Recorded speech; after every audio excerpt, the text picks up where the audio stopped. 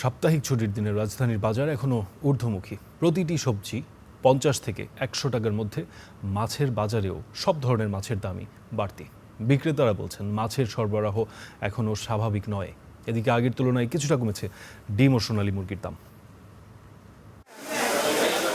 ছুটির দিনের বাজারে এই ভিড়ে কেউ কেউ যখন ব্যস্ত চাহিদার পছন্দমতো নিত্যপণ্য কেনায়, তখন স্বাদ আর সাধ্যের হিসেব করছেন অনেকে।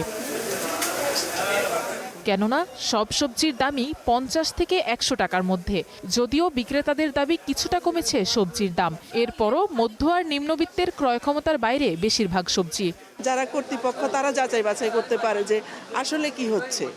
চাকরিজীবীদেরকে তো আপনারা 2-4 দিন পর পর বেতন বাড়াই দিচ্ছেন না। সিন্ডিকেট মনে হয় বাজারে একটু বেশি, এটার জন্য মূলত হলো সবজি দাম বাড়তি। কিন্তু গ্রামে আবার কিন্তু মোটামুটি সবজি দাম মানে হাতের নাগালে। কৃষি ক্ষেত্রে গিয়ে দেখেন গা মানে সব জিনিসের দাম বেশি, একটার সাথে আর একটা যুক্ত করা হয়। এই কারণে হলো জিনিসের দাম একটু বেশি বেশি লাগে, কিন্তু বর্তমান যুগের তুলনামূলক বেশি না। ঈদের পর থেকেই মাছের দাম আকাশ ছোঁয়া।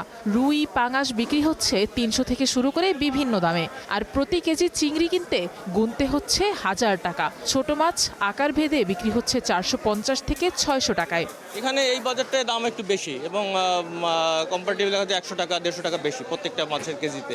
মাছ, মাংস এবং তরিতরকারি এগুলো তুলনামূলকভাবে অন্য সময়ের চাইতে একটু বেশি। পাবদা 450, টাটকিনি 400, লইট্টা মাছ 250 টাকা কেজি।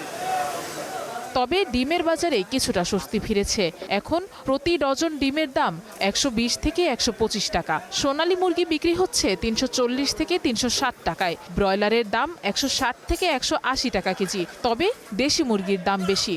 ঈদের আগে তো একটু বাড়তে ছিল, 150 টাকা ছিল, 140 ছিল, এখন তো অনেক কম। এখন কমে গেছে কি 120 টাকা তাইসা পড়ছে, 25 টাকা 20 টাকা তাইসা পড়ছে। 350 থেকে 400 টাকা পার পিস দাম হওয়া উচিত, আমি যেটা এখন নিচ্ছি।